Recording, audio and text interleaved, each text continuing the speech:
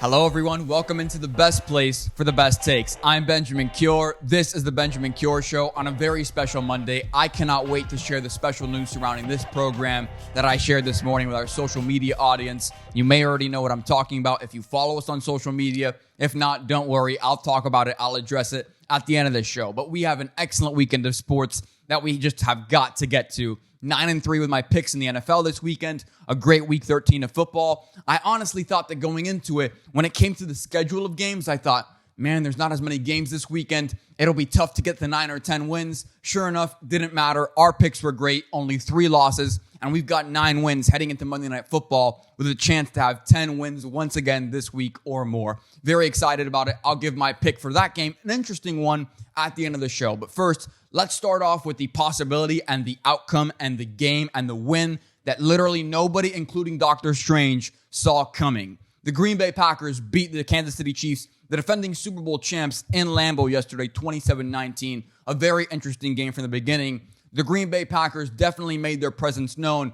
This was not a come-from-behind win for them. The Kansas City Chiefs were trailing the entire time. They were fighting to claw their way to some sort of win or some sort of comeback. It didn't happen. A lot of calls late in that game that had people talking. I don't think that's as important as the result or what I noticed. The number one takeaway from yesterday's game, Jordan Love is slowly but surely becoming a good or even great quarterback in this league. Jordan Love now has 3 games with over 300 passing yards straight. He's on a nice streak right now. He is showing you he is incrementally getting better as an NFL quarterback. And I think that speaks to Green Bay and their philosophy big picture. Green Bay, throughout my lifetime, and really even before it, they have always, philosophy-wise, they have been a team that likes to move off players a year too early instead of a year too late. They moved off Favre, what people thought was a year too early. Same thing with Aaron. Same thing with guys like A.J. Hawk. So many different great defensive players over the years in particular that were legends of Green Bay, that were legends at Lambeau, that fans loved, but that the team and the organization wanted to move off of a year too late. Now, is that necessarily the most pro-player move or the most player-friendly move? Probably not, which is why a lot of people think that Green Bay is one of the less likable teams as a free agent, and definitely not a free agency decision, a free agency market, or a great place where players want to go to in free agency because of destination or location, and definitely not because of front office, because they are a very, not necessarily cold-hearted, but they're a very much so strictly business kind of front office in the way that they run things. An ownership group that is almost run like a stock, like a publicly traded stock. They've obviously had different coaches throughout the years, but kind of the same philosophy from the GM and from the front office time and time again. It may be distasteful to say this, and I'm not saying that the Green Bay Packers won the trade with the Jets because Aaron Rodgers at the end of the day is injured, but I do think that it is fair to say that the Green Bay Packers saw this coming, right? They saw the evolution of they needed to get their next great quarterback or their next quarterback in general in the building. Aaron was getting older. And I know the Green Bay Packers, it wasn't necessarily a steal of a trade. They didn't get a first-round pick in exchange for Aaron Rodgers because he's not going to reach that threshold of having played over 65% of Green Bay snaps this season, which would have been the threshold for the Green Bay Packers to get the Jets first-rounder at the end of this year. That didn't happen. But you still see the signs of, you know what, Green Bay probably, even if we didn't love the move, they probably got this one right too. And I'm not saying that Jordan Love is going to be a Hall of Famer or a first ballot legend or anything like that, but it clearly seems like Green Bay is making the right move time and time again. They're looking towards the future constantly, and because of that, they can kind of see around the curve or around the curb before anyone else can. And that's a big credit to them and their front office and the way that they operate. Because when you think about it, if you were an organization, wouldn't you rather move off a player a year too early rather than a year too late? I know we love players now and we're in a pro player league and everybody wants to be everybody's friend. But from a football standpoint, or locker room standpoint, a business standpoint, things just don't work like that. And life in general, you can't mix friends and business too much and feelings. That becomes a mess when you do that. The Green Bay Packers have always stuck to their guns, and they have always wanted to move off players a year too early rather than a year too late.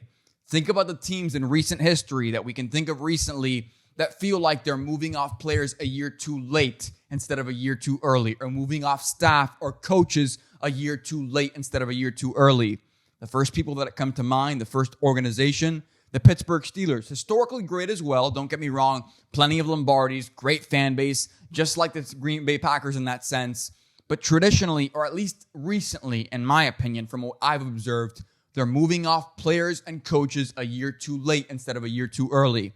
Big Ben, the signs and the writing was on the wall. He lost his arm strength. He lost his upside. You could have probably pushed him as the Pittsburgh Steelers organization to retire a year earlier than he did. It would have been a better farewell tour. It would have been a more successful farewell tour. Everybody would have felt better about it, and everybody knew the time was coming to an end. That tenure wasn't going to last another 5 years. It wasn't a Tom Brady scenario. Big Ben was a hyper-athletic quarterback, a bigger guy who liked to use his legs, who was mobile early in his career. All of those things, including his big play capabilities with his arm strength, were gone by the end of it. You could have pushed him to retire a year earlier than he did instead of a year too late. Matt Canada, their OC, he, in my opinion, was let go of a year too late. He had a year with Big Ben. He already had 2 years with Kenny Pickett. Neither one worked. It was obvious that his play calling wasn't up to par with the best offensive coordinators in the league or the best offensive minds in the league. His creativity when it came to play calling and scheming and game planning wasn't there. It was pretty obvious. No matter which quarterback it was, Kenny Pickett or Ben Roethlisberger, an older guy, a younger guy, an aging guy, a guy with a lot of upside who just came out of the draft, it didn't matter. In my opinion, they moved off Matt Canada a year too late. I'm not saying you have to fire Mike Tomlin at the end of this year, but to me, if I had to take a guess, with the way the the Pittsburgh Steelers have been making decisions and making moves over the past couple of years, they will probably move off Mike Tomlin a year too late instead of a year too early. They probably will ignore the early signs that his tenure and that not dynasty run, but that tenure is coming to a close, and they will probably let him stay on the staff or stay in charge a year longer than they should. Kenny Pickett, he's going into year 3 after this year. Obviously, he's in year 2 now. He's played 2 years in the NFL now as a full-time starter. In my opinion, I'm willing to give him until year 3. I'm a big year 3 guy. You know that if you watch this show. But if things don't pan out in year 3 for Kenny Pickett and the early signs are already there, the Pittsburgh Steelers, at least as of recently, are the kind of organization that'll wait a year too long and they'll move off Kenny Pickett a year too late, or they'll make the decision to draft someone else and replace Kenny Pickett a year too late instead of a year too early. You always want to be ahead of the curve. You always want to be ahead of the mess. You never want to have those ugly years that will become inevitable if you consistently move off guys too late instead of too early. The Green Bay Packers, in my opinion, very well-run organization. Not super flashy, not super explosive, not the Miami Dolphins when it comes to offense, not the highest scoring team in the league, not the most exciting team on prime time, but they've always been well-run. They've always had a good defense. They've always had a good offensive line that always seems to start slow but gets incrementally better no matter what injuries they're overcoming. They always, at least as of recently now with Romeo Doubs and the young guys in that receiver core, they consistently get better on a week-in and week-out basis. Now you see that with Jordan Love. He is consistently, little by little, getting better. 3 straight games with over 300 passing yards for Jordan Love. That is not an anomaly. That is not something to ignore. That is clearly an indicator that things are looking on the up and up in Green Bay and that they are doing things the right way. Now, moving on to the other side of the field there, the Kansas City Chiefs. To me, I have given Patrick Mahomes and the Kansas City Chiefs and Andy Reid the benefit of the doubt because I said it on this show. If there's any bias that I possess, it is towards superstars. It is towards great teams. They have a great ownership group, the Hunt family. They have a great head coach in Andy Reid. They have a great GM. They have a great quarterback, the reigning MVP. But in my opinion, there are just too many telltale signs this season that this Kansas City Chiefs team is not the Kansas City Chiefs team that won the Super Bowl just 10 months ago. This is a different team. That receiving core, because of injuries and just in general because they've moved off certain guys or they've made the decision not to pay certain guys, in particular Tyreek Hill, that is hurting them now. At the end of the day, I feel like right now, Patrick Mahomes is in the same stage of his career that Tom Brady was towards the end of his tenure with New England. One of the best quarterbacks in the league. Nobody's denying that. Obviously, Mahomes much younger and still has a lot of years ahead of him. Brady was towards the end there, but they were both trying to do more with less. They were both relying on one tight end who was a superstar to try and make their plays. And even in 2023, in a pass-heavy league, Travis Kelce cannot be the only target or the only thing for the Kansas City Chiefs. They need to have pass catchers out there. And in my opinion, Rashee Rice, he's been nice. Coming out of SMU, has had a really promising year. Obviously, one of the focal points, one of the young guys for this Kansas City Chiefs roster that I think will be really important moving forward. But he is right now, he is second in the league in drops. He is tied for second in the league for the second most drops in the NFL right now. I believe he has 7 this year. Marvez Scantling, MVS, he has been absolutely awful. I mean, yesterday, you saw it again. They rely on him and his speed to make a downfield catch. He couldn't even draw the pass interference because the referees in the back of their mind knew there's no way this guy's catching the ball. He has been absolutely awful. And I don't want to say useless because that would be harsh, but he has been awful.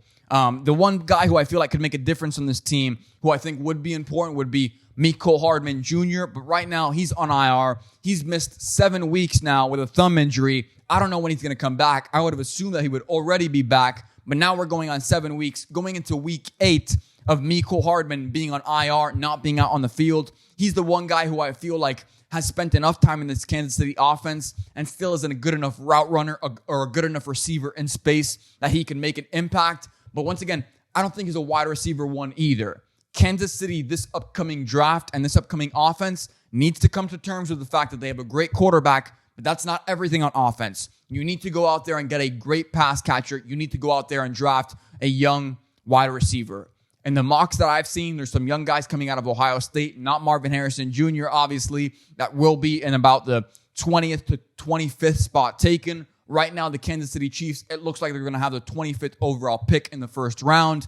Obviously, beyond that 15th spot, really, we've always heard GMs say, well, after the 15th pick, usually most of the guys after that are guessing games. They're not first-round locks. They're not first-round prospects. You're essentially picking early picks for the second round. I've heard guys like Mike Lombardi and so many countless other GMs and football minds, great football minds, say that over the years. But they need to make an investment in the future. It needs to come in the pass catchers. It can't just be Pacheco, Mahomes, and Travis Kelce. That's not going to work in a pass-catching league when there are teams like the Eagles, like the 49ers, like the Detroit Lions that are so deep and lean heavy into the receiving game, even though those teams are built on toughness and have great offensive lines and have great defensive lines. They have no lack of pass catchers. The Kansas City Chiefs do. They still lead the league in drops. It has been very bad. Mahomes cannot be the only focal point of your offense. He does not deserve the criticism he is getting right now. It is unjust. He is putting the ball in a bucket for a lot of these guys, and they continue to come up short. I couldn't believe one of the hallmark plays, or one of the lowlights really yesterday late in that game, Mahomes in the final drive throwing a little out route to Isaiah Pacheco, who was literally less than 5 yards away, and Pacheco dropped it. The following play, a Kansas City Chief, I can't remember who it was, Mahomes throws him the ball on a slant route, almost dropped it, and he was like 3 yards away.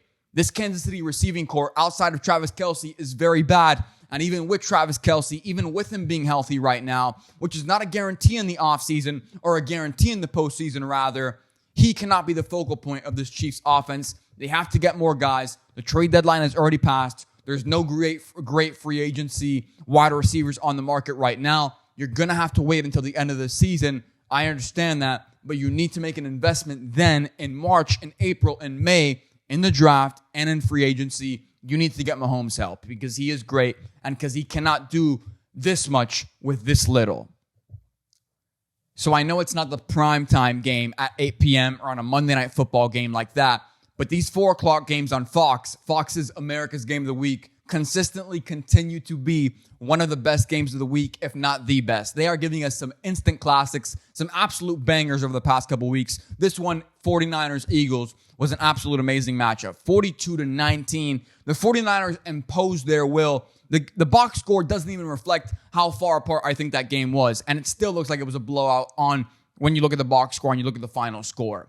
To me, I said this a week ago when it was hard to admit it or when it was hard to say it, when I was doing a live take with my partner in crime, Brianna Henschel. We were discussing the game, looking ahead to the Eagles-49ers game, and it was hard to say it then because the Eagles were consistently not putting up their best performance, but winning these games against great teams. They had a gauntlet of a schedule going on throughout this patch. Everybody knew that.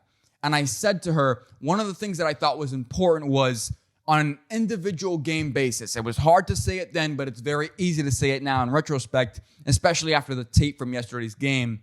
The 49ers on an individual game-per-game basis are the most physical team in the NFL. And to me, even though the Eagles are the deeper team, and that may bode better or bode well for them in the postseason, this 49ers team, their physicality, the way they impose their will on other teams, there's nobody like them in the league. To me, on a single night, on a single game basis, they could bring more physicality and they could be a more physical team than the Eagles, and that would win the game. In the trenches, with the hard hits, imposing their will. That's exactly how it played out on Sunday afternoon. It was a great game, right? But I think the most important thing when looking at this 49ers team, even though there's been slight changes from last year's roster to this one, same thing for the 49ers. Pretty much, we would both say their rosters are pretty similar to last year's. If anything, the Eagles are a little bit younger and a little bit deeper than, dare I say, they were last year, especially on the defensive line. I have always said that throughout the course of the season, that Eagles defensive line, younger and better and deeper. They've been great this year. But the 49ers last year, one of the most impressive stats, one of the most noteworthy things that I will never forget, that I truly think is one of the most impressive stats or things out there in the NFL. Last year, especially towards the end of the year, there was a stretch where the 49ers, when the 49ers played an opponent, that opponent technically had 2 losses on their schedule after facing the 49ers. Because the 49ers would play that said team, they would be very physical, they would impose their will, they would beat up that team, they would dominate them, they would beat that team, and then the next week, their opponent, the 49ers opponent, whoever that was, would go on to play the next team on their schedule, and they'd lose that game too. There was a streak, I want to say it was 6, 7, 8, or even 9 games at the end of the year where that was consistently happening. The 49ers would beat a team, they would beat them down so bad that the following week, that team would lose to whoever their opponent was. The 49ers are so capable of imposing their will and their physicality on a team in a way that literally no other team in the NFL, in my opinion, can. They have been so consistently great and so consistently physical. They're just beasts. And that's credit to Kyle Shanahan for understanding the West Coast offense, understanding his own scheme, and relaying that message and relaying that information to his great general manager in John Lynch, who I think is one of the best general managers in the league, and then asking John Lynch to draft the right guys, find the right guys, sign the right guys in free agency who fit their culture. They have just meshed perfectly over the past 4 or 5 years. They have been awesome. That's why they both got extensions earlier this year. They're not going anywhere. They are a great duo together. They understand what each other needs, and they understand the needs of the team and the needs of the scheme more importantly. So I think this 49ers team, on an individual game basis, I said it, I knew they could be more physical and they could bully the Eagles. That's exactly what they did. They imposed their will, the bubble screens, the countless amounts of hard hits that we saw yesterday. I don't have the ability to replay those because I don't have the copyright license for it, but you guys saw the hits. We all watched that game. They imposed their will. They were the more physical team in that matchup.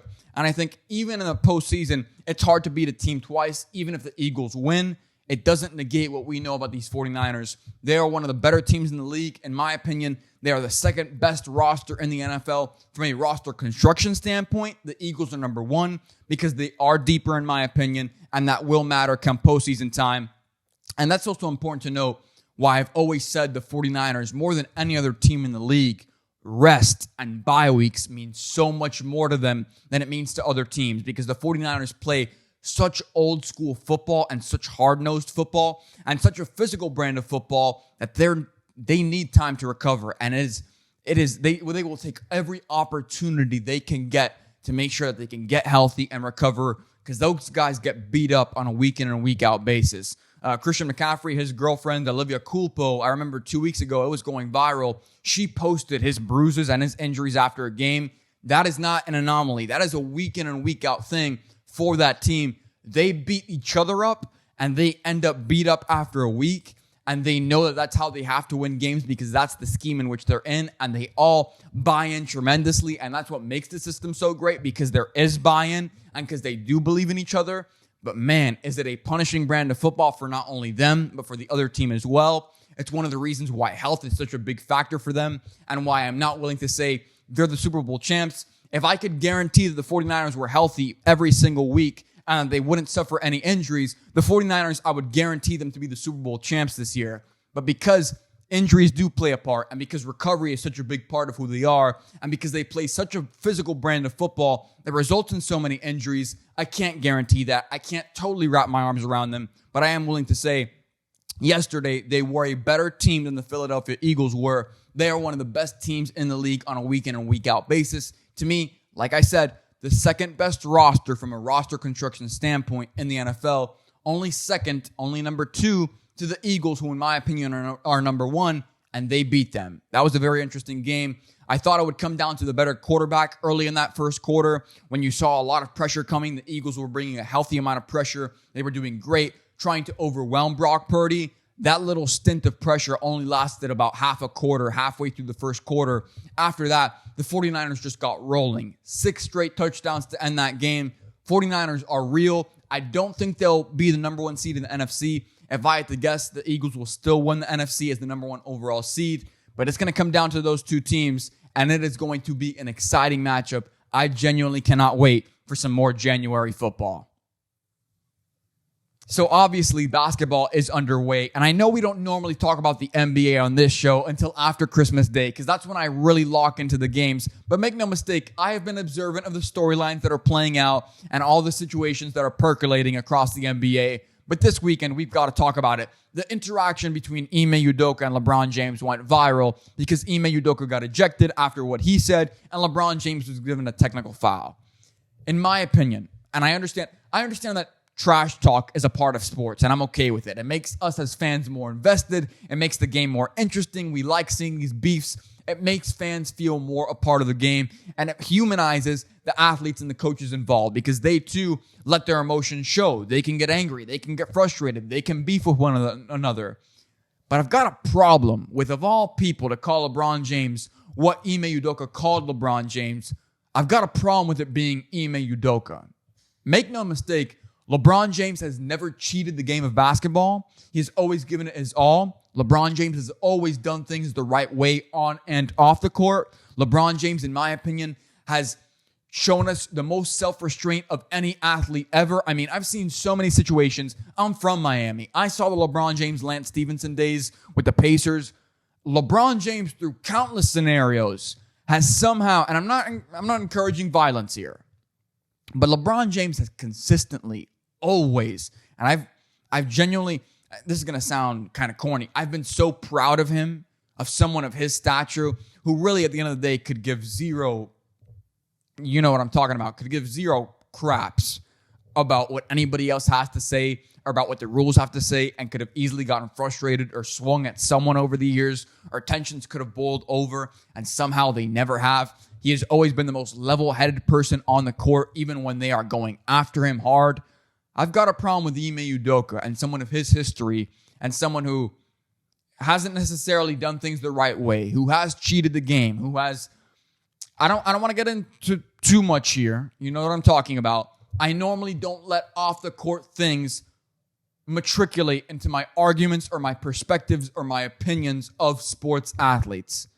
But with this one, it's hard not to. I've got a problem with Ime Udoka being the guy to try and go after LeBron James or call him a soft-ass boy or the other things that he called him when he himself has cheated the game, has done things the wrong way, has not always put basketball before everything, has not always done things the right way or the morally sound way. I've got a problem with him going after LeBron James, one of the greatest basketball players of all time, the athlete, in my opinion, who has observed or who has showed us the most self-restraint of any athlete ever, with the amount of situations and things that he's been put through. When other athletes would fight, would get into physical altercations, would swing, LeBron James never has. And so for Ime Udoka to act like he's the tough guy and say, you're not going to do anything, why are you walking up to me, soft-ass boy, and all these other things? Come on. Of all people who's going after LeBron James, the guy who's done things the right way, I cannot emphasize that enough, and you guys know what I'm talking about. Someone who has done things the right way, who has won, who has never let off-the-court issues matriculate into the basketball world or affect his basketball play.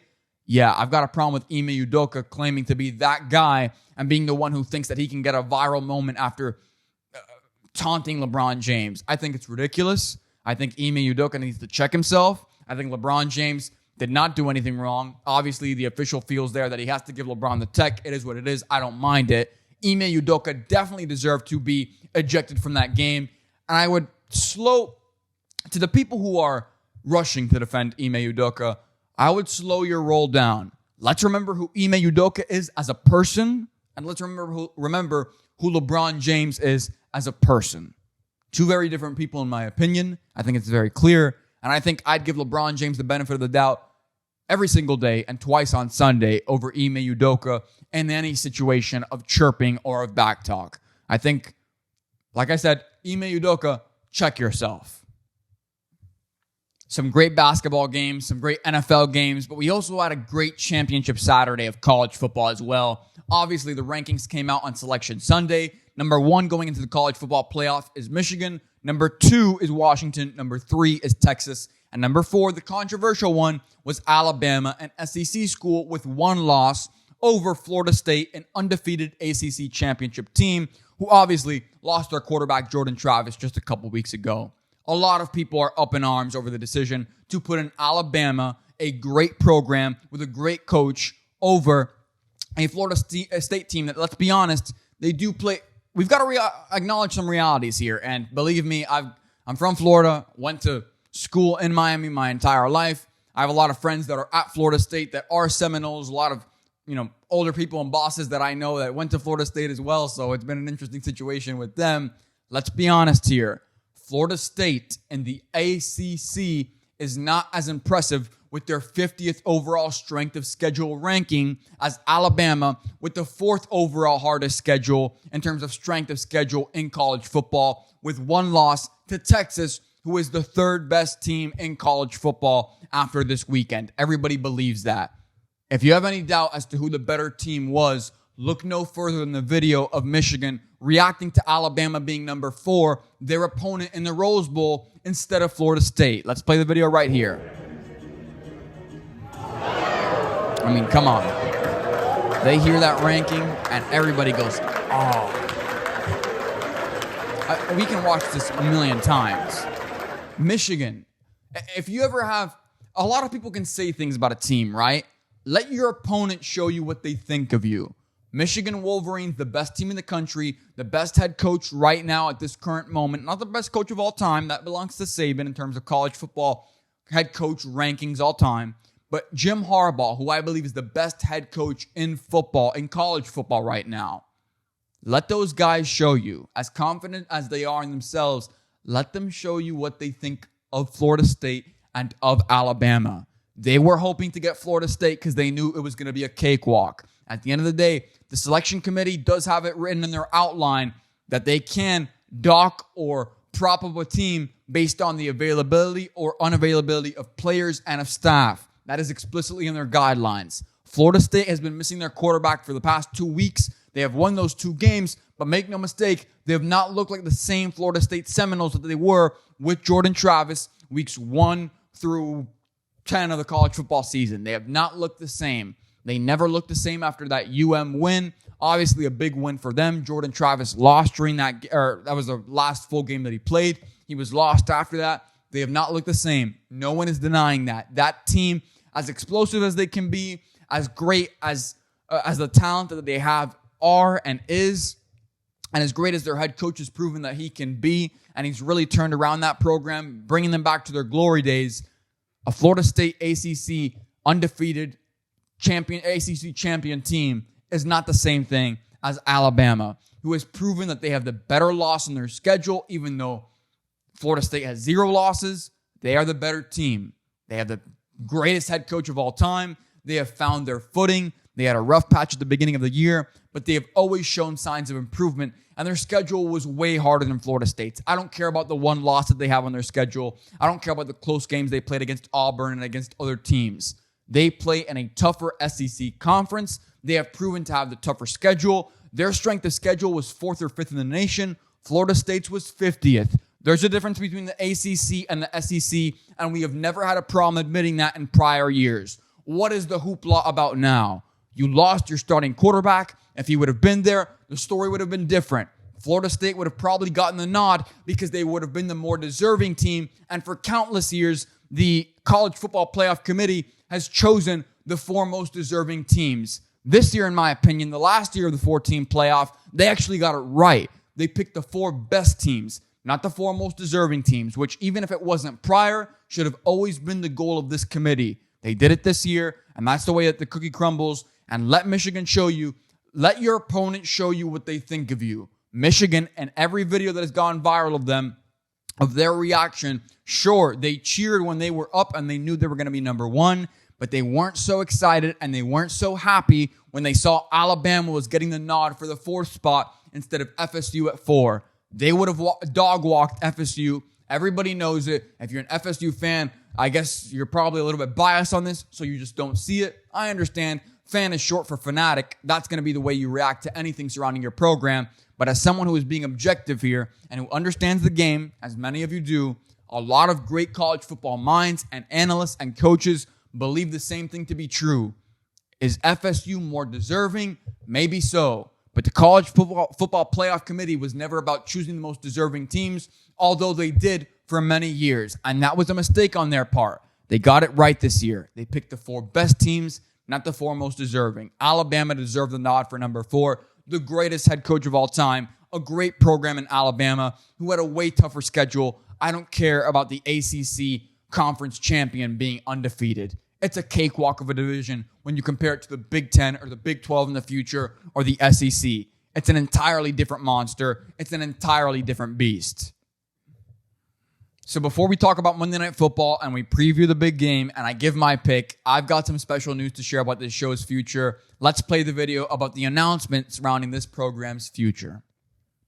Hey everyone, I've got some exciting news to share. The Benjamin Cure Show is taking a big leap forward. We're joining forces with Believe Network. This show, since its inception, has been my passion project, a true labor of love, my magnum opus. It represents a dream fulfilled, having my own sports show. A dream which at one point I honestly thought I'd have to wait decades to ever achieve. Through this partnership with Believe Network, I will continue to retain full ownership and creative control of the show. That's a non-negotiable point in all of my conversations about this show's future. Now, what makes this partnership so appealing to me is the distribution side of things. Through Believe Network, our reach is expanding far beyond our own platform. The show will now be available on Apple, Spotify, and pretty much anywhere you get your podcasts. It'll also continue to be for free on YouTube on the visual side of things. But with Believe, there's also the potential for the show to appear on Fubo TV, Amazon Alexa, Sports Illustrated Fan Nation branch, and who knows, you could even see the Benjamin Cure Show in airports as you walk to your terminal. The possibilities truly are endless. And now, something huge on the sales side, Believe is partnered with Westwood One, which is owned by Cumulus. What exactly does that mean? It means that a publicly traded company who's been in this business for a long time will now be handling advertising for the Benjamin Cure Show.